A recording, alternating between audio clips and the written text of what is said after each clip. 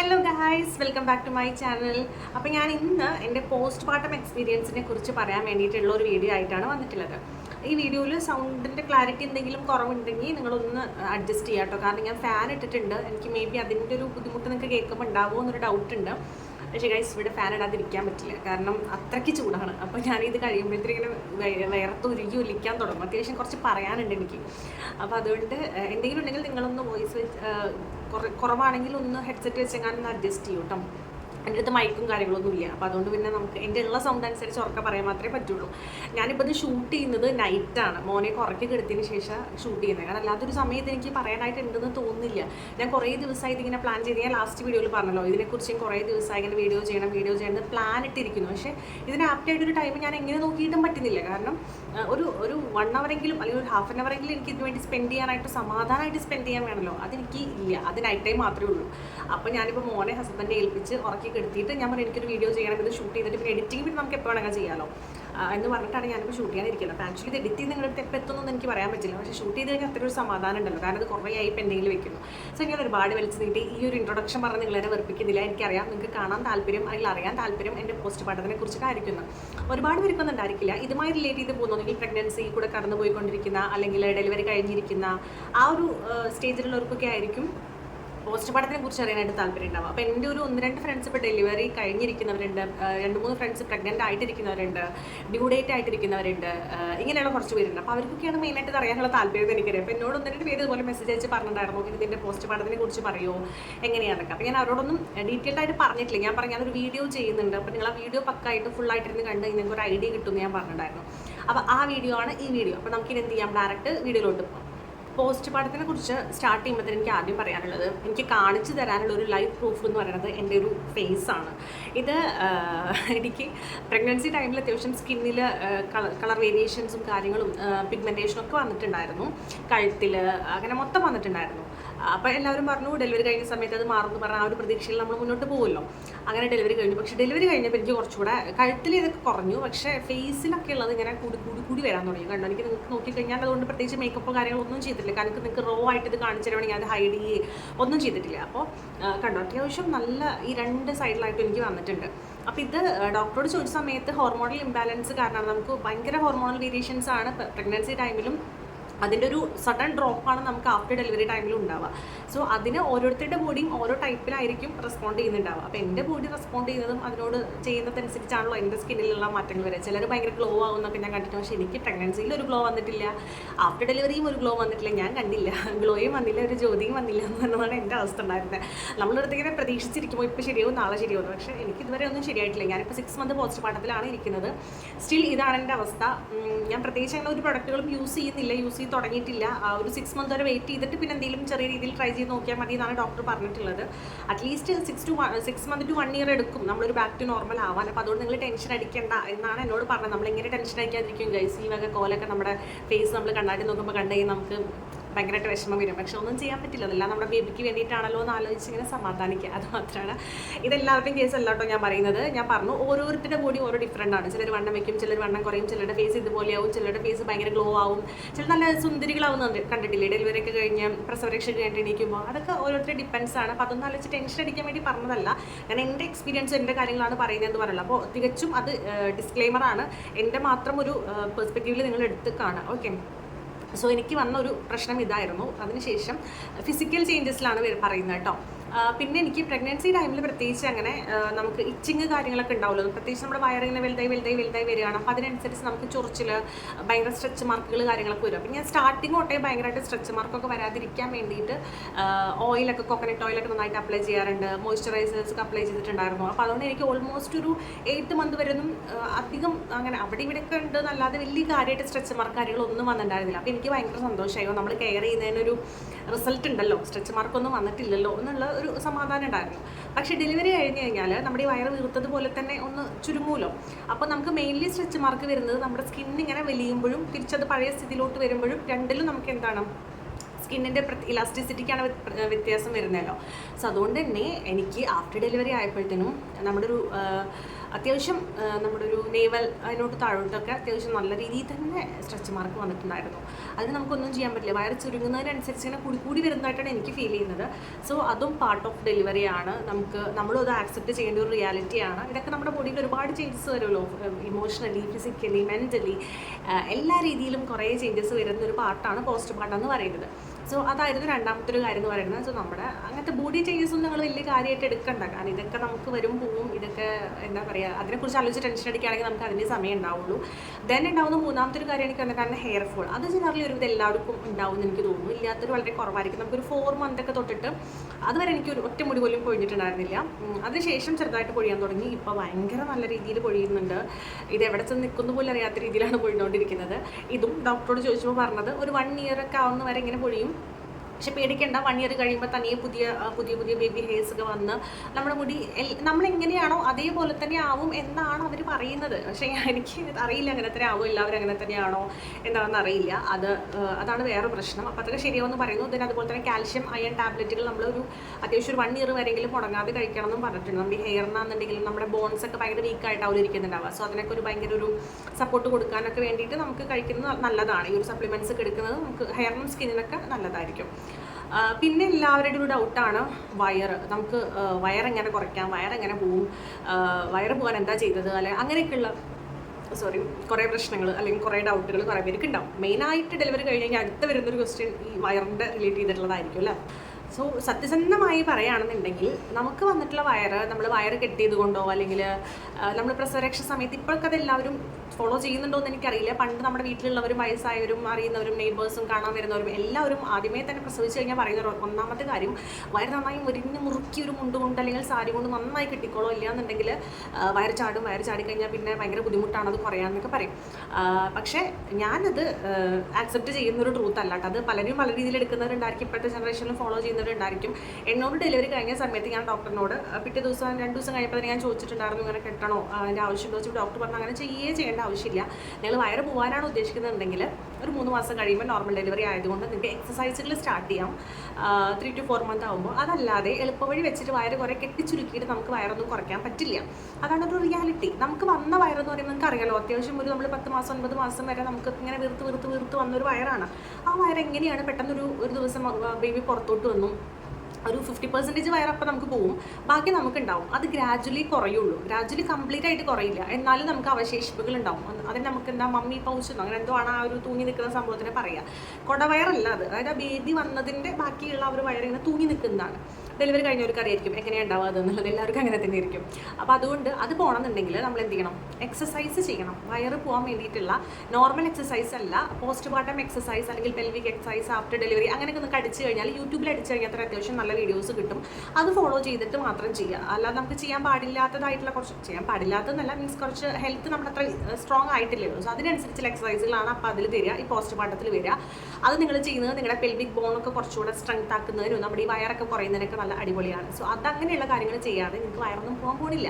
നമുക്കങ്ങനെ പോകണമെന്നുണ്ടെങ്കിൽ അത്ര എളുപ്പത്തിൽ പോകണമെന്നുണ്ടെങ്കിൽ എന്ത് ചെയ്യാം, ഒരു നമ്മുടെ ബെൽറ്റ് ഉണ്ടല്ലോ, ബെൽറ്റല്ല എന്താ പറയുക ഇതിന്, ടമ്മി കുറച്ച് കുറയ്ക്കാൻ വേണ്ടി ഭയങ്കരമായിട്ടൊന്നുമില്ല, എന്നാലും ഫോട്ടോസൊക്കെ എടുക്കുമ്പോഴോ അല്ലെങ്കിൽ നല്ല ഡ്രസ്സൊക്കെ ഇടുമ്പോൾ കുറച്ച് ഷേപ്പിൽ നിൽക്കണമെന്നുണ്ടെങ്കിൽ അങ്ങനെയൊക്കെ നല്ല കാര്യങ്ങൾ എളുപ്പമായിട്ട് ചെയ്യാൻ നല്ലത്. പെർമനൻ്റ് ആയിട്ട് പോകണമെന്നുണ്ടെങ്കിൽ നമ്മൾ എക്സസൈസ് തന്നെ ചെയ്യണം കേട്ടോ. അതാണ് ഒന്നാമത്തെ കാര്യം. അപ്പോൾ എനിക്കും വയറുണ്ട്, വയറില്ലാത്ത ആരും ഉണ്ടാവില്ല എന്ന് എനിക്കറിയാം, എന്നാലും എനിക്കും വയറുണ്ട്. എന്നോട് ഇവിടേക്ക് വന്നിട്ട് എല്ലാവരും ചോദിച്ചിട്ടുണ്ടായിരുന്നു വയറൊന്നുമില്ലല്ലോ എങ്ങനെയാണ് പോയിരുന്നത്. വയറൊക്കെ അവിടെ തന്നെയുണ്ട്, എങ്ങോട്ടും പോയിട്ടില്ല. പിന്നെ നമ്മൾ അതിനനുസരിച്ചുള്ള ഡ്രസ്സുകൾ ഇടുക. പ്രഗ്നൻസി ടൈമിൽ എനിക്ക് തോന്നുന്നു നമ്മളിങ്ങനെ ഭയങ്കര എന്താ പറയുക, പ്ലീറ്റഡ് ആയിട്ടുള്ള ഡ്രസ്സുകളൊക്കെ ഫ്രണ്ടിൽ വരുന്ന മൊത്തം പ്ലീറ്റഡ് ആയിട്ട് വരുന്ന അനാർക്കലി ടൈപ്പ് കുർത്തികളൊക്കെ നമ്മൾ ഇടുക. പക്ഷെ എനിക്ക് ആഫ്റ്റർ ഡെലിവറി അങ്ങനത്തെ ഡ്രസ്സ് ഇട്ടപ്പോൾ എനിക്ക് കുറച്ചുകൂടെ വയറുള്ള പോലെ തോന്നിക്കുന്ന പോലെയാണ് തോന്നിയത്. സ്ട്രെയിറ്റ് കുർത്തീസില്ലേ നമ്മുടെ സ്ലിറ്റഡ് ആയിട്ടുള്ളത്, അങ്ങനത്തെ ഇടുമ്പോൾ നമുക്ക് കുറച്ചുകൂടെ വയറൊന്നും ഇങ്ങനെ കിടക്കുമല്ലോ, അപ്പോൾ കുറച്ച് ഫ്ലാറ്റഡ് ആക്കുന്ന പോലെ എനിക്ക് ഫീൽ ചെയ്തിട്ടുണ്ട്. അപ്പോൾ അങ്ങനെയുള്ള ഡ്രസ്സുകൾ നമ്മൾ ഇടുന്നത് വഴി നമുക്ക് എന്ത് ചെയ്യാം, കുറച്ച് വയർ ഹൈഡ് ചെയ്തൊക്കെ വയ്ക്കാൻ പറ്റും. പിന്നെ ഫോട്ടോ കൊടുക്കുമ്പോൾ വയറ് കുറച്ച് ഉള്ളിലേക്ക് ഇങ്ങനെ പിടിച്ചിട്ട് ശ്വാസം പിടിച്ച് വയ്ക്കുക, എന്നിട്ട് എടുക്കുക. അതൊക്കെയാണ് വേറെ എനിക്ക് പലതായിട്ടുള്ള ടിപ്പുകളുണ്ട്. ഞാൻ എൻ്റെ എക്സ്പീരിയൻസ് എന്താ പറയുന്നത് കേട്ടോ. അത് നിങ്ങൾക്ക് ചിലപ്പോൾ തമാശയായിട്ട് തോന്നാം, സീരിയസ് ആയിട്ട് തോന്നാം, ചിലപ്പോൾ കളിയാക്കാനായിട്ട് തോന്നാം. ഒന്നും തോന്നണ്ട, എൻ്റെ എക്സ്പീരിയൻസ് എനിക്ക് തോന്നിയ കാര്യമാണ് ഞാൻ പറഞ്ഞത്. ഞാൻ കുറച്ച് സ്പീഡായിട്ട് പറയുന്നുണ്ട്, കാരണം കുറച്ചധികം കാര്യങ്ങൾ എനിക്ക് പറയാനുണ്ട്. പ്ലസ് ബേബി എഴുന്നേൽക്കുന്നതിന് മുമ്പ് എനിക്ക് കുറച്ച് കാര്യങ്ങൾ വേഗം പറഞ്ഞ് തീർക്കണം. സോ അതുകൊണ്ട് ഞാൻ ഒന്നും നോക്കുന്നില്ല. ഞാൻ ക്യാമറ ആംഗിൾ ശരിയാണോ, ലൈറ്റിംഗ് ശരിയാണോ, ഞാൻ ഇത് എന്താ പറയുക, നമ്മൾ റിംഗ് ലൈറ്റ് വെച്ചിട്ടാണ് എടുത്തേക്കുന്നത്. പക്ഷേ എൻ്റെ ഫേസ് കറക്റ്റായിട്ട് തന്നെ കവർ ആവുന്നുണ്ടോ എന്താണെന്നുള്ളത് എനിക്കറിയില്ല. അപ്പോൾ എന്താണെങ്കിലും നിങ്ങൾ എക്സ്ക്യൂസ് ചെയ്യുക. ഓക്കെ, സോ നമ്മൾ പറഞ്ഞു വന്നത് ഇതൊക്കെ ഇത്രയും നേരം ഞാൻ പറഞ്ഞുകൊണ്ടിരുന്നത് നമ്മുടെ ഫിസിക്കലായിട്ട് വരുന്ന ചേഞ്ചസും കാര്യങ്ങളൊക്കെയാണ് കേട്ടോ. ഇത് നമുക്ക് ഹോർമോണൽ ചേഞ്ചസ്, മെൻ്റൽ ചേഞ്ചസ്, ഇതിനെക്കുറിച്ചൊക്കെ എനിക്ക് പറയാനുണ്ട്. So after delivery next day അല്ലെങ്കിൽ ആ ഡെലിവറി കഴിഞ്ഞതിന് ശേഷം തൊട്ടുള്ള കാര്യങ്ങൾ പറയുമ്പോൾ നമുക്ക് സയൻറ്റിഫിക്കലി അല്ലെങ്കിൽ ഡോക്ടേഴ്സ് പറയുന്ന ഒരു ഇത് വെച്ച് നോക്കുകയാണെന്നുണ്ടെങ്കിൽ സഡൻ ഡ്രോപ്പാണ് നമുക്ക് ഹോർമോൺസിൻ്റെ കാര്യങ്ങളിലൊക്കെ ഉണ്ടാവുക.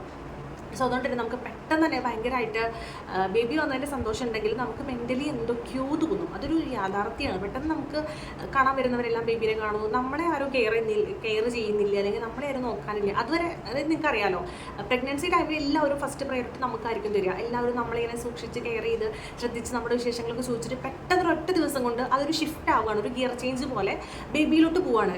ആര് വിളിക്കുമ്പോഴായാലും ചോദിക്കുമ്പോഴായാലും ബേബി എന്താ ചെയ്യുന്നത്, ബേബി പാൽ കുടിച്ചോ, ബേബി ഉറങ്ങുകയാണോ, ബേബിക്ക് ഉറക്കമുണ്ടോ, അമ്മ ഉറങ്ങിയോ, അമ്മ വലുതും കഴിച്ചോ, മീൻസ് അമ്മ ഓക്കെ അല്ലേ എന്നുള്ളത് ചോദിക്കുന്ന ആൾക്കാർ വളരെ കുറവായിരിക്കും.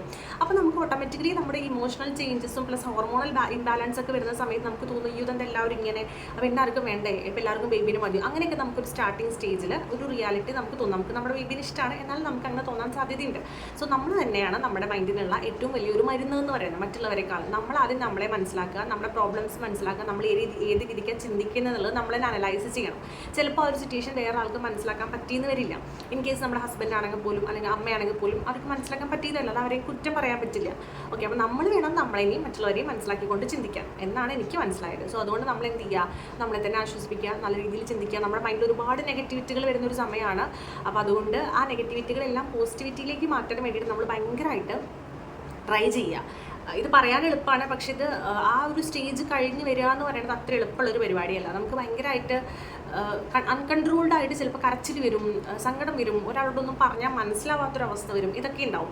പ്ലസ് അതിൻ്റെ കൂടെ നമുക്ക് ഫിസിക്കലി നമ്മൾ കുറേ പ്രശ്നങ്ങൾ ഫേസ് ചെയ്യുന്നുണ്ടാവും. ഇപ്പോൾ സ്റ്റിച്ചസിൻ്റെ പെയിൻ അല്ലെങ്കിൽ ഈ ഉറക്കക്കുറവ് അങ്ങനെയുള്ള കുറേ പ്രശ്നങ്ങൾ ഫേസ് ചെയ്യുന്നതുകൊണ്ട് തന്നെ നമുക്ക് എല്ലാം കൂടി ഒരു തരം ഒരു മാനസികാവസ്ഥ എന്ന് പറയുന്നത് എനിക്ക് എക്സ്പ്ലെയിൻ ചെയ്തു തരാൻ അറിയില്ല. അങ്ങനത്തെ ഒരു അവസ്ഥയിലേക്കൂടെ നമ്മൾ പോകും. പക്ഷെ എന്ത് ചെയ്യുക, ഞാൻ ആകെ ചിന്തിച്ചുകൊണ്ടിരുന്ന ഒരൊറ്റ വേർഡ് അല്ലെങ്കിൽ ഒരൊറ്റ കാര്യം മാത്രമാണ് ഞാൻ എൻ്റെ മൈൻഡിൽ എന്ത് നെഗറ്റിവിറ്റി വരുമ്പോഴും ഞാൻ ആലോചിച്ചുകൊണ്ടിരുന്നത്, നത്തിങ് ഈസ് പെർമനൻറ്റ്. അല്ലേ, ഒരിക്കലും ഒരു കാര്യവും നമ്മുടെ ജീവിതത്തിൽ പെർമനൻ്റ് ആണ്. ഈ ഒരു സ്റ്റേജ് ആണെങ്കിലും ഒരു 3, 4, 5, 6 മാസം അല്ലെങ്കിൽ ഒരു 1 ഇയർ അത്രയല്ലേ ഉള്ളൂ. അത് കഴിഞ്ഞാൽ എല്ലാം ബാക്ക് ടു നോർമൽ ആവും, അല്ലെങ്കിൽ ഇതെല്ലാം പഴയ പോലെയാവും, ഞാൻ പഴയ പോലെയാവും, ബേബി വലുതാവും, എല്ലാം ഒരു നല്ല സ്റ്റേജിലോട്ട് വരും. അപ്പോൾ അതുകൊണ്ട് അത്രയല്ലേ ഉള്ളൂ. അതിന് വേണ്ടിയിട്ട് ഇപ്പം ഇങ്ങനെ ഭയങ്കരമായിട്ട് ടെൻഷൻ അടിച്ച് ഇങ്ങനെയാണല്ലോ അങ്ങനെയാണല്ലോ വെറുതെ ആലോചിച്ച് ഞാൻ എന്തിനാ എൻ്റെ ഒരു മെൻ്റൽ സ്ട്രെസ്സ് കൂട്ടുന്നത് എന്നുള്ളത് ഞാൻ ആലോചിച്ചിട്ടാണ് ഞാനങ്ങനെ വരുന്നുണ്ടായിരുന്നു. പിന്നെ നിങ്ങൾക്ക് ദൈവത്തിലൊക്കെ വിശ്വാസം ഉണ്ടെന്നുണ്ടെങ്കിൽ നിങ്ങളുടെ ഫേവറേറ്റ് ദൈവം ഇപ്പോൾ കൃഷ്ണനോ ശിവനോ ഗണപതിയോ ആരാന്നുണ്ടെങ്കിൽ അതിങ്ങനെ മൈൻഡിൽ ആലോചിക്കുക. നിങ്ങൾക്ക് എന്ത് ആലോചിക്കുമ്പോഴാണ് കൂടുതൽ സമാധാനം കിട്ടുന്നത്, ആരെ ആലോചിക്കുമ്പോഴാണെന്നുണ്ടെങ്കിൽ അത് ആലോചിക്കുക. നിങ്ങൾ മനസ്സിൽ അവരോട് നിങ്ങളുടെ പരാതി, നിങ്ങളുടെ ടെൻഷനൊക്കെ പറയാം. അപ്പോൾ നമുക്ക് ഉള്ളിൽ നിന്ന്, എനിക്ക് അങ്ങനെയായിരുന്നു, ഉള്ളിൽ നിന്ന് അവരെന്നെ ഒരു സൊല്യൂഷൻ പറഞ്ഞു തരുന്ന പോലെ അല്ലെങ്കിൽ നമ്മളെ ആശ്വസിപ്പിക്കുന്ന പോലെയൊക്കെ ഫീൽ ചെയ്യും. അപ്പോൾ അതൊരു നമുക്ക് ആശ്വാസമായിരിക്കും. ഓക്കെ, പിന്നെ എന്നെ സംബന്ധിച്ചിടത്തോളം എൻ്റെ ഹസ്ബൻഡ് എന്ന് പറയുമ്പോൾ എൻ്റെ വലിയൊരു ബാക്ക് ബോൺ ആയിരുന്നു, വലിയൊരു എന്താ പറയുക, ഒരു പില്ലർ ഓഫ് സ്ട്രെങ്ത് ആയിരുന്നു എൻ്റെ. അപ്പോൾ എനിക്ക് എന്ത് വേണമെങ്കിൽ പറയാം, ഞാൻ പറയുന്ന ഇമോഷൻസ് എല്ലാം ആൾക്ക് കണക്ട് ചെയ്യാൻ പറ്റുന്നുണ്ടായിരുന്നു, ഞാൻ പറയുന്ന കാര്യങ്ങൾ മനസ്സിലാക്കാൻ പറ്റുന്നുണ്ടായിരുന്നു. ഞാൻ ദേഷ്യപ്പെടുന്നത്, ഞാൻ കരയുന്നത്, ഞാൻ വാശി പിടിക്കുന്നത്, അല്ലെങ്കിൽ എല്ലാത്തിൻ്റെയും ഒരു മീനിങ് ആൾക്ക് മനസ്സിലാക്കാൻ പറ്റുന്നത് തന്നെ ആ സമയത്ത് വലിയൊരു സമാധാനമാണ്. അപ്പോൾ നമുക്ക് എന്ത് വേണമെങ്കിൽ തുറന്ന് പറയാനും എക്സ്പ്രസ് ചെയ്യാനൊക്കെ പറ്റുന്നുണ്ടായിരുന്നു. അതെന്നെ സംബന്ധിച്ചിടത്തോളം വലിയൊരു ബ്ലെസ്സിങ് ആയിരുന്നു. അപ്പോൾ അത് ഞാൻ വളരെ വളരെ വളരെ എൻ്റെ ഹസ്ബൻഡിനോട് കടപ്പെട്ടിരിക്കുന്നത്. എനിക്കൊരിക്കലും ആ സമയത്ത് നമുക്ക് മറക്കാൻ പറ്റാത്ത കുറച്ച് പേഴ്സൺസ് ഉണ്ടായിരിക്കുമല്ലോ. അപ്പോൾ അതിലൊരാൾ അല്ലെങ്കിൽ അത് ഏറ്റവും മോസ്റ്റ് ഇമ്പോർട്ടൻ്റ് ആൾ എന്ന് പറയുന്നത് ആൾ തന്നെയാണ്. അപ്പോൾ ആളും ഞാനും കൂടി നല്ലൊരു വീഡിയോ ചെയ്യുന്നുണ്ട്, അത് വേറൊരു പാർട്ടാണ്. ഇതിനെക്കുറിച്ചെല്ലാം മീൻസ് ആൾക്കുള്ള എക്സ്പീരിയൻസുകൾ കാര്യങ്ങളൊക്കെ പറയുന്ന വേണ്ടി ഞങ്ങൾ ചെയ്യാൻ പ്ലാൻ ചെയ്യുന്നുണ്ട്, അത് വേറൊരു വീഡിയോ ആയിട്ട് വരും കേട്ടോ. സോ നമ്മൾ പറഞ്ഞു വന്നത് പോസ്റ്റ് പാർട്ടത്തിൻ്റെ ഇനീഷ്യൽ സ്റ്റേജുകളെ കുറിച്ചാണ്. ദെൻ അത് കൂടാതെ നമുക്ക് ഈ പറഞ്ഞ പോലെ തന്നെ പോസ്റ്റ് പാർട്ടത്തിൻ്റെ കുറച്ചിങ്ങോട്ട് കഴിയുമ്പോൾ ഒരു 1 മന്ത് അതൊക്കെ കഴിയുമ്പോഴത്തേനും നമുക്ക് ഭയങ്കരമായിട്ട് ഒരു ടയേർഡ്നെസ് വരും നമ്മുടെ ബോഡിക്ക് മൊത്തത്തിൽ. കാരണം ഉറക്കമുള്ള ബേബീസ് ആണെങ്കിൽ നിങ്ങൾക്ക് വളരെ വളരെ നല്ലൊരു കാര്യം. കാരണം സോറി, എനിക്ക് ഇടയ്ക്കിടയ്ക്ക് ഇങ്ങനെ വരുന്നത് ഞാൻ സ്പീഡിൽ പറയുന്നുണ്ടാണോ എന്താണെന്നറിയില്ല. ചില ബേബീസ് ഭയങ്കരമായിട്ട് ഉറങ്ങും, നൈറ്റും ഡേയും ഒക്കെ ഉറങ്ങും. അപ്പോൾ നിങ്ങൾക്ക് ഭയങ്കര ഒരു റിലീഫാണ്. കാരണം ഉറങ്ങുമ്പോൾ തന്നെ നമുക്കൊരു സമാധാനം, അവർക്ക് ആവശ്യമുള്ള ഫുഡ് കൊടുക്കുക, അവരെ കാര്യങ്ങളൊക്കെ ചെയ്ത് കഴിഞ്ഞാൽ പിന്നെ അവരോട് കിടന്ന് ഉറങ്ങിപ്പോഴും. പക്ഷേ ഇപ്പോഴത്തെ കാലത്ത് ഒട്ടുമിക്ക ബേബികൾക്ക് ഉറക്കം കുറവാണെന്നാണ് എനിക്ക് തോന്നുന്നത്. എൻ്റെ കൂടെ പ്രസവിച്ച എല്ലാവരുടെയും ബേബീസിന് ഉറക്കം കുറവായിരുന്നു കേട്ടോ, പക്ഷേ ഉറങ്ങുന്നവരുണ്ട്. അപ്പോൾ ഉറക്കം കുറവാകുമ്പോൾ എനിക്കൊക്കെ ഒരു ഫസ്റ്റ് 2 മന്ത് ഉറക്കം എന്താണെന്ന് പോലും ഞാൻ അറിഞ്ഞിട്ടില്ല. അത്രയധികം നമ്മളതിനൊരു ഭ്രാന്ത് പിടിച്ച അവസ്ഥയിലേക്ക് കൊണ്ടുപോകുന്നതാണ്. കാരണം ഇവന് രാത്രി ഉറക്കില്ല, പകലും ഉറക്കില്ല. ഉറങ്ങും 10 മിനിറ്റ് 15 മിനിറ്റ് അരമണിക്കൂർ, അത് കഴിഞ്ഞ് എണീക്കും. പിന്നെ കരച്ചിൽ. എന്തിനാണ് കരയുന്നതെന്ന് നമുക്കും അറിയില്ല. ഗ്യാസ് ആണോ മെയിനായിട്ട് വരുന്നൊരു പ്രോബ്ലം? ഗ്യാസ്ട്രിക് ഇഷ്യൂ ആണ്. ഗ്യാസ് ആണോ, ഉറക്കം വന്നിട്ടാണോ, വാശി പിടിച്ചിട്ടാണോ? ഇങ്ങനെ ഞാനും എൻ്റെ അമ്മയും കൂടി ഇങ്ങനെ രാത്രി 12 മണിക്ക് 1 മണിക്കൊക്കെ ഇരുന്ന് ഇവരെ പാട്ട് പാടി ഇങ്ങനെ ഇരുത്തി ഉറക്കി ആട്ടി അങ്ങനെയൊക്കെ. അതെനിക്ക് ഓർക്കാൻ പോലും ഭയങ്കര ട്രോമാറ്റിക് എക്സ്പീരിയൻസ് ആണ് കേട്ടോ. കാരണം നമുക്കിങ്ങനെ ഒരു റെസ്റ്റ് പോലും എടുക്കാൻ പറ്റില്ല. നമുക്ക് എന്താ പറയുക, ആഫ്റ്റർ ഡെലിവറി ഇത്രയ്ക്കൊക്കെ ഉണ്ട് എന്നുള്ളത് മനസ്സിലായത് ഞാൻ സ്വന്തം അനുഭവത്തിൽ വന്നപ്പോഴാണ്. അപ്പോൾ അത് ഭയങ്കര ഒരു ബുദ്ധിമുട്ടാണ്. പക്ഷേ അത് കുറച്ച് നാളേ ഉണ്ടാവുള്ളൂ. അപ്പോൾ അത് കഴിഞ്ഞ് കഴിഞ്ഞാൽ പിന്നെ അവർക്ക് കാരണം ഡേ ഏതാ നൈറ്റ് ഏതാണെന്നൊന്നും ഐഡൻറ്റിഫൈ ചെയ്യാനായിട്ട് അറിയില്ല. അപ്പോൾ അതുകൊണ്ട് അവർ ചിലപ്പോൾ പകൽ കിടന്നുറങ്ങും. അപ്പോൾ അവരുടെ വിചാരം നൈറ്റ് മീൻസ് നമ്മുടെ പകലാണെന്നാണ്. അങ്ങനെയൊക്കെയാണ്. അപ്പോൾ അതുകൊണ്ട് നമ്മൾ ഇനീഷ്യൽ സ്റ്റേജിൽ തന്നെ അവരെ കൊണ്ട് ഡേ നൈറ്റ് ഡിഫറൻസ് പഠിപ്പിക്കുന്നത് വളരെ ഉപകാരപ്പെടും. ഞാൻ ഇവനെ പഠിപ്പിച്ചിട്ടുണ്ടായിരുന്നു വളരെ ചെറുപ്പം തൊട്ട് തന്നെ. നൈറ്റ് ആകുമ്പോൾ ഡിം ലൈറ്റ് ഇടും. നമ്മുടെ ചെറിയ സീറോ ബൾബ് പോലത്തെ ഉണ്ടല്ലോ, അത് ഡിമ്മാക്കിയിടും. ഒരു 7 മണി 7:30 ആകുമ്പോൾ തന്നെ ഞാൻ ആ ഒരു ലൈറ്റിൻ്റെ അറ്റ്മോസ്ഫിയർ ഞാൻ ക്രിയേറ്റ് ചെയ്യും. അപ്പോൾ ഇങ്ങനെ ഏകദേശം ആ ചെറുപ്പത്തിൽ തന്നെ ശീലിപ്പിച്ചുകൊണ്ട് മനസ്സിലായി നൈറ്റാണ് ഉറങ്ങാൻ സമയമായിരുന്നു. അപ്പോൾ അതുകൊണ്ട് ഇപ്പോൾ കറക്റ്റായിട്ട് അവരറിയാം നൈറ്റ് ഏതാ ഡേ ഏതാണ്. അപ്പം ഒരു 7:30 8 ആകുമ്പോൾ തന്നെ അവൻ കിടന്ന് ഉറങ്ങും. അപ്പോൾ അതൊരു ഭയങ്കര ഹെൽപ്ഫുള്ളാണ്. രാത്രിയെങ്കിലും മര്യാദയ്ക്ക് കിടന്ന് ഉറങ്ങുന്നുണ്ടല്ലോ എന്നുള്ളത്. പകൽ ഉറക്കല്ലെങ്കിൽ രാത്രി ഉറങ്ങുന്നുണ്ടല്ലോ. രാത്രിത്തെ ഉറക്കം കൂടെ പോയി കഴിഞ്ഞാൽ നമുക്കറിയാലോ, നമുക്ക് ഓവർ ടയർഡ്നെസ് ആവും. ഞാനൊക്കെ ഒരു 1 or 2 hourൊക്കെയാണ് മാക്സിമം ഈ ഒരു ഫസ്റ്റ് 2 months ഞാൻ ഉറങ്ങിയേക്കുന്നത്. അപ്പോൾ നമുക്ക് ആ ഉറക്കത്തിൻ്റെ ബാലൻസ് പോകുമ്പോൾ തന്നെ അറിയാലോ, ഓൾറെഡി നമുക്ക് ഫിസിക്കലി വയ്യ, മെൻ്റലി ഉള്ള പ്രശ്നങ്ങൾ, ഇമോഷണലി ഹോർമോണൽ ഇംബാലൻസുകൾ, പ്ലസ് അതിൻ്റെ കൂടെ ഉറക്കമില്ല എന്ന് കൂടി ആവും. പിന്നെ പറയണോ നമ്മുടെ ഒരു അവസ്ഥ എന്താവും എന്നുള്ളത്. അപ്പോൾ അതാണ് വേറൊരു പ്രശ്നം എന്ന് പറയുന്നത്. പിന്നെ നമുക്ക് ചെയ്യുന്ന ഈ കാര്യങ്ങളൊക്കെ ഉണ്ടല്ലോ, വേദുകുളി, അതൊക്കെ നമുക്കൊരു ബോഡിക്ക് നല്ലൊരു റിഫ്രഷ്മെൻറ്റ് കൊടുക്കുന്നതാണ്. തൈലൊക്കെ തേച്ച് ചൂടുവെള്ളത്തിലൊക്കെ കുളിക്കുമ്പോൾ നമുക്കൊരു ഭയങ്കര ഒരു സുഖമൊക്കെ കിട്ടും. പക്ഷേ എനിക്ക് മര്യാദയ്ക്ക് അതും ചെയ്യാൻ പറ്റുമതില്ല. കാരണം നമ്മളൊന്ന് എന്താ പറയുക, എപ്പോൾ നോക്കിയാൽ അതിനെ ഫീഡ് ചെയ്തുകൊണ്ടിരിക്കുക ആ ഒരു സമയത്ത്. അപ്പോൾ നമ്മളൊന്ന് കുളിക്കാൻ കയറുന്ന മനസ്സമാറിനെ കുളിക്കുമ്പോഴത്തേനും ഇവിടെ കിടന്ന് കരച്ചിൽ തുടങ്ങിയിട്ടുണ്ടാവും. പിന്നെ നമുക്ക് ബേബിക്ക് ഫീഡിങ് മാത്രമേ ഉള്ളൂ, വേറെ ഓപ്ഷനൊന്നും ഇല്ലല്ലോ. സോ നമുക്ക് എങ്ങനെയും ഓടി പിടിച്ച് കരച്ചിലേക്കുമ്പോൾ നമുക്ക് മര്യാദയ്ക്ക് ഇരുന്ന് കുളിക്കാനൊരു സമാധാനം ഉണ്ടാവില്ല. അപ്പോൾ നമ്മളവിടെ ഓടി പിടിച്ച് എങ്ങനെയൊക്കെ വേഗം കുളിച്ചിറങ്ങി വന്ന് ഫീഡ് ചെയ്യുക, അങ്ങനെയൊക്കെയുള്ളൊരു സംഭവമാണ് ഉണ്ടായിരുന്നത്. അപ്പോൾ ചുരുക്കി പറഞ്ഞു കഴിഞ്ഞാൽ പോസ്റ്റ്മോർട്ടം എന്ന് പറയുന്നത് വളരെ വലിയൊരു സ്റ്റേജാണ്. സത്യം പറഞ്ഞാൽ പ്രഗ്നൻസിയും ഡെലിവറിയും ഒന്നുമല്ല എന്ന് എനിക്ക് തോന്നിയത് പോസ്റ്റ്മോർട്ടം അനുഭവിച്ച് വന്നപ്പോഴാണ്. കാരണം അതെന്ന് പറയുമ്പോൾ പ്രഗ്നൻസി ത്രൂ ഔട്ട് നമ്മളൊരു ഹാപ്പി ഫേസ്, അല്ലെങ്കിൽ നമ്മളെ കെയർ ചെയ്യുന്ന ഒരുപാട് പേര്, നമുക്ക് ഇഷ്ടമുള്ളത് കഴിക്കാം, ഇഷ്ടമുള്ളത് പോവാം, നമ്മൾ മാത്രമേ ഉള്ളൂ, വേറെ ആൾ ഇടയിലേക്ക് വന്നിട്ടില്ല. ഉള്ള ബേബി നമ്മുടെ വയറിനകത്താണല്ലോ. അതിപ്പോൾ പ്രത്യേകിച്ചൊന്നും പറയാൻ പോകുന്നില്ല. നമുക്ക് ഇഷ്ടമുള്ളത് അതിനെ കൊണ്ടുപോകാം, കാരണം നമ്മൾ പോകുന്നിടത്തെല്ലാം അതും വരുമല്ലോ. പക്ഷേ ആഫ്റ്റർ ഡെലിവറി എന്ന് പറയുമ്പോൾ എന്താണെന്ന് വെച്ച് കഴിഞ്ഞാൽ നമുക്ക് അവൻ്റെ കാര്യങ്ങൾക്കാണ്, അല്ലെങ്കിൽ മക്കളുടെ കാര്യങ്ങൾക്കാണ് ഫസ്റ്റ് പ്രിഫറൻസ് കൊടുക്കേണ്ടി വരിക. അതിപ്പോൾ ഒരു ഏജ് വരെ അങ്ങനെ തന്നെ ആയിരിക്കും നമുക്ക് ഫോളോ ചെയ്യേണ്ടി വരിക. അതിനുശേഷം സെക്കൻഡറി ആണ് നമ്മളെന്ന് പറയുന്നത്. അപ്പോൾ ചില സമയത്ത് പറഞ്ഞാൽ നമുക്ക് സ്കിൻ കെയർ അല്ല, മര്യാദയ്ക്ക് കുളിക്കാൻ പോലും സമയം കിട്ടിയാൽ മതി എന്ന് പറയുന്നൊരു അവസ്ഥയിലേക്ക് വരും. അപ്പോൾ നമുക്ക് ഭയങ്കരമായിട്ടൊരു ഗിൽട്ട്, എന്താ പറയുക, ഒരു ഭയങ്കര സാഡ് ഫീൽ നമുക്ക് തോന്നും. എനിക്ക് എന്നെ ഒന്നും നോക്കാൻ പറ്റുന്നില്ലോ, ശ്രദ്ധിക്കാൻ പറ്റുന്നില്ലല്ലോ എന്നൊക്കെ നമുക്ക് തോന്നും. പക്ഷേ നമുക്ക് ഇനീഷ്യലി അതൊക്കെ ഒന്ന് പ്രാക്ടീസായി വരുന്നല്ലേ ഉള്ളൂ. അതിനുശേഷം പിന്നെ നമ്മളെല്ലാം വെച്ച് മാനേജ് ചെയ്യാനായിട്ട് പഠിക്കും. അതായത് മോനെ വെച്ച് നമ്മൾ കുക്ക് ചെയ്യാനും പഠിക്കും, സ്കിൻ കെയർ ചെയ്യാനും പഠിക്കും. നമ്മൾ പഠിക്കുന്നുണ്ടെങ്കിൽ അതിനും പറ്റും, നമുക്ക് ജോലി ചെയ്യുന്നുണ്ടെങ്കിൽ അതിനും പറ്റും. എല്ലാത്തിനും ഉള്ളൊരു കാപ്പബിലിറ്റി നമുക്ക് വരും. നമ്മളൊരു സൂപ്പർ മോം ആവും, അല്ലെങ്കിൽ സൂപ്പർ വുമൺ ആവും എന്നൊക്കെ പറയില്ലേ, അത് ശരിക്കും ഒരു നമ്മൾ അമ്മയായതിനു ശേഷമാണ് ആവാന്ന് എനിക്ക് മനസ്സിലായി. നമുക്ക് ചിലപ്പോൾ മൾട്ടി ടാലൻറ്റഡ് ആവും, നമ്മൾ മൾട്ടി ടാസ്കുകളൊക്കെ ചെയ്യാൻ തുടങ്ങും. എല്ലാവരും അങ്ങനെയൊക്കെ തന്നെയാണ്. ഇതുവരെ ഇപ്പോഴുള്ള ആയ അമ്മമാരെല്ലാവരും ഓൾമോസ്റ്റ് 99% അങ്ങനെയൊക്കെ തന്നെയാണ് ജീവിക്കുന്നതും ജീവിച്ചുകൊണ്ടിരിക്കുന്നതും ജീവിക്കാൻ പോകുന്നതും. സോ നമ്മൾ അതിനെക്കുറിച്ച്, വരാൻ പോകുന്നതിനെക്കുറിച്ച് ഒരുപാട് ആലോചിച്ച്, അയ്യോ ഞാൻ എങ്ങനെ ചെയ്യും, എന്നെക്കൊണ്ട് പറ്റുമോ, എന്നെക്കൊണ്ട് ഹാൻഡിൽ ചെയ്യാൻ പറ്റുമോ എന്നൊക്കെ ആലോചിച്ച് ടെൻഷൻ അടിക്കണം. നമ്മൾ ഓട്ടോമാറ്റിക്കലി അങ്ങനെ ആയിപ്പോവും. കാരണം നമ്മുടെ മക്കളാണ്, നമുക്ക് ചെയ്തേ പറ്റൂ, വേറെ ഓപ്ഷൻ ഇല്ല. വേറെ ആരെ ഏൽപ്പിച്ച് ഇനീഷ്യൽ സ്റ്റേജിൽ നമ്മുടെ അമ്മയാണെങ്കിലും ആരാണെങ്കിലും ഉണ്ടാവും. പക്ഷേ ഒരു ആഫ്റ്റർ 3 months ഒക്കെ ആകുമ്പോൾ പിന്നെ നമുക്ക് നമ്മളെ അവരെ നോക്കിയേ പറ്റൂ, ടേക്ക് കെയർ ചെയ്തേ പറ്റൂ എന്ന് പറയുന്നൊരു കണ്ടീഷൻ ഉണ്ടാവും. അപ്പോൾ നമ്മളെല്ലാം പഠിക്കും. അതിനെക്കുറിച്ച് നിങ്ങൾ ആലോചിച്ച് ടെൻഷനൊന്നും അടിക്കണ്ട. സോ പോസ്റ്റ്മോർട്ടം സംബന്ധിച്ചിടത്തോളം എനിക്ക് ഫേസ് ചെയ്യേണ്ടതായിട്ട് വന്നിട്ടുള്ള പ്രശ്നങ്ങളും കാര്യങ്ങളൊക്കെ, മെയിനായിട്ടുള്ള കുറേ കാര്യങ്ങൾ ഞാൻ പറഞ്ഞു എന്ന് പറഞ്ഞു. ഞാൻ അവിടെ നിന്നും ഇവിടെ നിന്നൊക്കെ എടുത്ത് ഇങ്ങനെയൊക്കെയാണ് പറഞ്ഞേക്കുന്നത്. ഒരു ഓർഡറിലോ പ്രിപ്പയർ ചെയ്തിട്ടൊന്നുമില്ല. എനിക്ക് പെട്ടെന്ന് പറഞ്ഞ പോലെ ഇപ്പോഴത്തെ യൂട്യൂബ് വീഡിയോസ് എല്ലാം എനിക്കൊരു പെട്ടെന്ന് വെളിപാടുണ്ടായ പോലെയാണ് ഞാൻ ചെയ്യുന്നത്. അപ്പോൾ സഡനായിട്ട് എനിക്ക് തോന്നി ഇപ്പോൾ ചെയ്താലോ. അപ്പോൾ ഒരുപാട് മുഹൂർത്തം നോക്കിയിരിക്കാനുള്ള സമയമില്ലല്ലോ. കാരണം മോനുള്ളത് കൊണ്ട് ഉറങ്ങുകയാണോ, ഓക്കെ ശരി എന്ന ക്യാമറ എടുക്കുന്നു, സെറ്റ് ചെയ്യുന്നു, വെക്കുന്നു, അത്രയേ ഉള്ളൂ. അത് അല്ലാതെ അതിനകത്ത് പ്രിപ്പറേഷൻ ആയിട്ട് ഇപ്പോൾ ഇവൻ ഇപ്പോൾ ഒരു ഇതുപോലെ എനിക്ക് ചെയ്യാൻ, മേക്കപ്പോ കാര്യങ്ങളോ ചെയ്യാൻ പോലും എനിക്ക് സമയം കിട്ടിയിട്ടില്ല. പക്ഷേ അതല്ലല്ലോ ഇവിടെ ഇമ്പോർട്ടൻറ്റ്, വീഡിയോ ഡെലിവറി ചെയ്യുക എന്നുള്ളതാണ് ഞാൻ ഉദ്ദേശിച്ചിട്ടുള്ളൂ. സോ അതുകൊണ്ട് ഇതിനകത്ത് ഒരുപാട് മിസ്റ്റേക്കുകളും ഒരുപാട് പോരായ്മകളൊക്കെ ഉണ്ടെന്ന് എനിക്കറിയാം. പക്ഷേ ഇനി ഇതിനകത്ത് എന്തെങ്കിലും വിട്ട കാര്യങ്ങൾ ഒരുപാട് വിട്ടിട്ടുണ്ടായിരിക്കും ഞാൻ, കാരണം പോസ്റ്റ്മോർട്ടം അത്രയധികം നീണ്ട് പരന്ന് കിടക്കുകയാണ്. 6 മന്ത് പോസ്റ്റ്മോർട്ടം എന്ന് വെച്ചാൽ ചെറിയൊരു ടോപ്പിക്കിൽ നിൽക്കുന്നൊന്നല്ല. സോ ഞാനിപ്പോൾ ഇനീഷ്യലി പറഞ്ഞു വന്നത് ഒരു ഓവറോൾ ഐഡിയ ആണ്. ഇനി ഇതിൽ കൂടുതൽ എനിക്ക് ഒരുപാട് ഇനിയും പറയാനുണ്ട്, കാരണം ഡീറ്റെയിൽഡ് ആയിട്ട് പറയേണ്ട കുറച്ച് കാര്യങ്ങളുണ്ട്. അതായത് നമ്മുടെ ഡെലിവറി ലേബർ റൂമിനകത്ത് നിന്നുണ്ടായ കുറച്ച് കാര്യങ്ങൾ, പോസ്റ്റ്മോർട്ടത്തിനകത്ത് അതെല്ലാം വരുമല്ലോ. ദെൻ ആഫ്റ്റർ ഡെലിവറി നമ്മൾ ഫേസ് ചെയ്യുന്നതായിട്ട് വന്ന കാര്യങ്ങൾ, ബേബി ഉണ്ടായതിനു ശേഷം നമ്മൾ കുറേ കാര്യങ്ങൾ കുറേ ഉണ്ട്. അതായത് വാതോരാത്തൊരു ദിവസം മുഴുവൻ സംസാരിക്കാനുള്ള കാര്യങ്ങളുണ്ട്. അപ്പോൾ ഇപ്പോൾ ഒരു ബേസിക് ആയിട്ടുള്ള കാര്യങ്ങൾ മാത്രമേ ഞാൻ പറഞ്ഞിട്ടുള്ളൂ. ദെൻ ഇതിനൊരു പാർട്ട് 2 ആയിട്ട് ആ വക കാര്യങ്ങളൊക്കെ കൂടി ഇൻക്ലൂഡ് ചെയ്തിട്ട് ഞാൻ ചെയ്യുന്നുണ്ട്. ഓക്കെ, അല്ലെങ്കിൽ ഒരുപാട് ലെങ്ത് ആയി പോകും വീഡിയോ. എനിക്ക് പറയാൻ പ്രശ്നമില്ല, ഞാൻ ഇരുന്ന് സംസാരിക്കുകയാണെങ്കിൽ സംസാരിച്ചുകൊണ്ടേയിരിക്കും. എനിക്കങ്ങനെ യാതൊരു തരത്തിലുള്ള മടുപ്പും വരാത്ത ആളാണ്. പക്ഷേ കേൾക്കുമ്പോൾ ചിലപ്പോൾ നിങ്ങൾക്ക് അത് എത്ര ബോറിംഗ് ആയിട്ട് തോന്നും. അതുകൊണ്ട് ഒരുപാട് വലിച്ചിട്ട് അത്ര ശരിയല്ലല്ലോ. അപ്പോൾ അതുകൊണ്ട് പാർട്ട് 2 കമ്മിങ് സൂൺ. ഓക്കെ, അപ്പോൾ അതുകൊണ്ട് ഈ വീഡിയോ കണ്ടുകൊണ്ടിരിക്കുന്നവരെല്ലാവരും പാർട്ട് 2 കാണാൻ മറക്കണ്ട. ഈ വീഡിയോ കണ്ടിഷ്ടപ്പെടുകയാണെന്നുണ്ടെങ്കിൽ നിങ്ങൾക്ക് ഇതിനകത്ത് എന്തെങ്കിലും ഡൗട്ട് ഉണ്ടെങ്കിൽ അതും താഴെ കമൻറ്റ് ചെയ്യുക. അപ്പോൾ ഞാൻ അതിനുള്ള റിപ്ലൈയും കൂടെ ചേർത്തിട്ട് പാർട്ട് 2 ചെയ്യുന്നതായിരിക്കും. ഓക്കെ, സോ ഈ വീഡിയോ ഇഷ്ടപ്പെട്ടിട്ടുണ്ടെങ്കിൽ ലൈക്ക് ചെയ്യുക, കമൻറ്റ് ചെയ്യുക, സബ്സ്ക്രൈബ് ചെയ്യാത്തൊരു ഉറപ്പായിട്ടും സബ്സ്ക്രൈബ് ചെയ്യുക. നിങ്ങൾ ഏതെങ്കിലും ഡെലിവറി ചെയ്യാനിരിക്കുന്ന അല്ലെങ്കിൽ പ്രഗ്നൻ്റ് ആയിട്ടിരിക്കുന്ന ഫ്രണ്ട്സ് ഉണ്ടെങ്കിൽ അവർക്ക് ഷെയർ ചെയ്ത് കൊടുക്കുക. മേ ബി അവർക്ക് ഇത് യൂസ്ഫുൾ ആവും ഇല്ലെന്ന് നമുക്കറിയില്ലല്ലോ. ഞാനിതുപോലെ ഒരുപാട് വീഡിയോസ് കണ്ടിട്ടുണ്ടായിരുന്നു. അപ്പോൾ അങ്ങനെ എനിക്ക് കുറേ ഇൻഫർമേഷൻസും കിട്ടിയിട്ടുണ്ടായിരുന്നു. സോ അതുപോലെ നിങ്ങൾക്ക് എന്തെങ്കിലും ഇൻഫർമേഷൻസ് കിട്ടുകയാണെങ്കിൽ എനിക്ക് ഭയങ്കര സന്തോഷം. എൻ്റെ വീഡിയോ വഴി ആർക്കെങ്കിലും എന്തെങ്കിലും ഉപകാരപ്പെടുകയാണെന്നുണ്ടെങ്കിൽ. അത്രയൊക്കെയാണ് നമ്മുടെ ഇന്നത്തെ വീഡിയോ. സോ ഞാനിത് വൈൻഡപ്പ് ചെയ്യുകയാണ്. നെക്സ്റ്റ് വീഡിയോ ആയിട്ട് സൂൺ, വെരി സൂൺ ഞാൻ വരാം. ഓക്കെ, അപ്പോൾ നെക്സ്റ്റ് വീഡിയോയിൽ കാണുന്നവരേക്കും ടേക്ക് കെയർ, ബൈ ബൈ.